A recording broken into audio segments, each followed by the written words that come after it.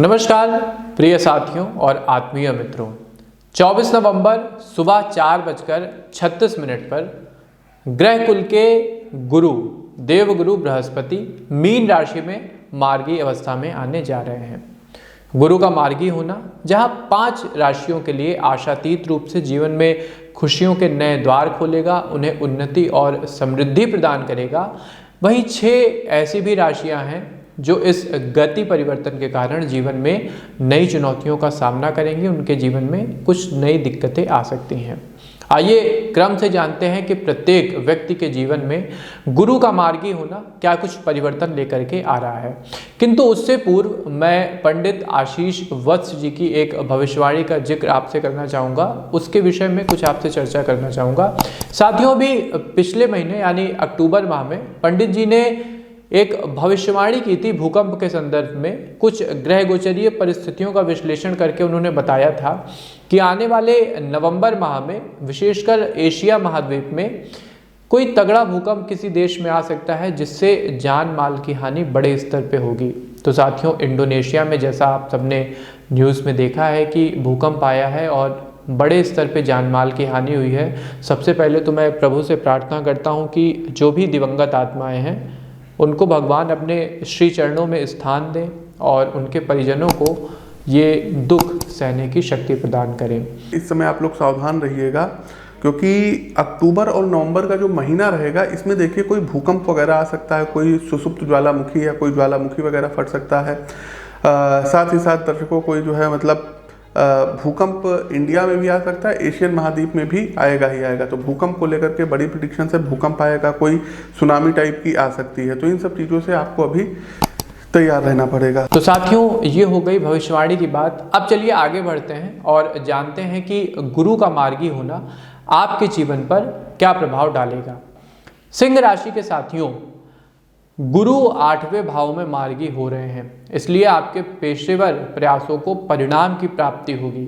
आपके एफर्ट, आपके कार्य करने का तरीका रिजल्ट ओरिएंटेड रहेगा। इस समय अवधि में आप जिस भी कार्य में हाथ डालेंगे वो अपनी पूर्णता तक पहुंचेगा, उसके एंड तक आप उसे लेकर के जाएंगे, जिससे आपकी उत्पादकता एवं विश्वसनीयता वर्क प्लेस पर बढ़ेगी। ऑफिस एरिया में आपको एक रिस्पॉन्सिबल पर्सन की तरह देखा जाएगा। क्योंकि आपकी कार्यक्षमता का विकास होगा, अतः कुछ नए और बड़े प्रोजेक्ट आपके हिस्से में आ सकते हैं जो भविष्य के लिए आपकी तरक्की की राह को प्रशस्त करने में महत्वपूर्ण भूमिका निभाएंगे। ये ऐसे प्रोजेक्ट होंगे कि आने वाले फ्यूचर में इन्हीं के माध्यम से आप अपने कैरियर में सफलता की एक एक सीढ़ी चढ़ेंगे। बिजनेस में लगे हुए साथी थोड़े निराश हो सकते हैं। ऐसा नहीं है कि आपको लाभ नहीं प्राप्त होगा, लाभ मिलेगा, बल्कि जो लक्ष्य एवं जिस ऊंचे स्तर के प्रॉफिट गोल आपने बना लिए हैं, हो सकता है उसके अनुरूप आपको लाभ मिलने में समस्या आए। इसके अलावा यदि आप पार्टनरशिप में हैं, साझेदारी में हैं, तो वहाँ से भी आपके साथ समस्याएं आ सकती हैं, लेकिन आपकी निर्णय लेने की क्षमता और विल पावर, कड़ाई से काम करने की जो क्षमता है, वो समाधान निकालने में कामयाब रहेगी।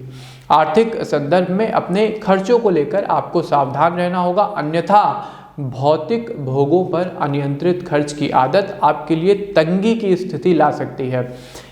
नीड और ग्रीड, जैसा मैं कहता हूँ, इसमें अंतर करना आपको सीखना होगा।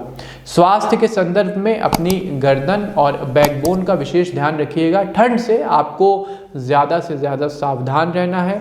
यदि ठंड को लेकर आप थोड़ा कैजुअल बिहेवियर अपनाएंगे तो आपको स्वास्थ्य से संबंधित नकारात्मक चीज़ें फेस करनी पड़ सकती हैं।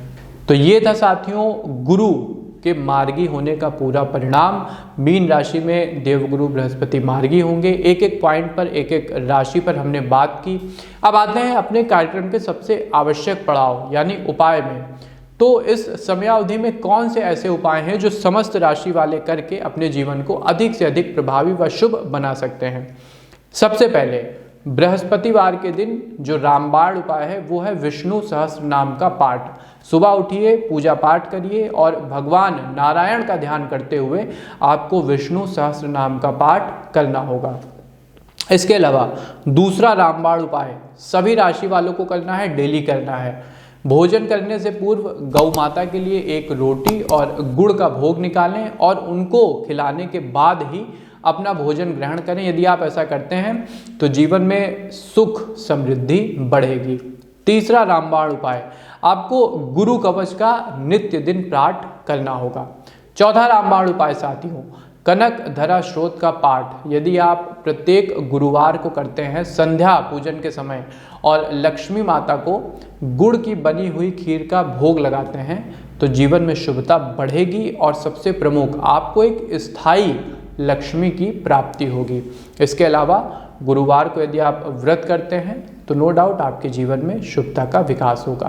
तो साथियों, आपको हमारा कार्यक्रम कैसा लगा हमें कमेंट बॉक्स के माध्यम से अवश्य बताइए। अपने मित्रों के साथ, सहयोगी जनों के साथ और परिवार वालों के साथ भी इस कार्यक्रम को अवश्य शेयर कीजिए। हमें दीजिए आज्ञा, मिलते हैं आपसे अपने किसी नए कार्यक्रम में। तब तक के लिए आप सबको हमारी राधे राधे।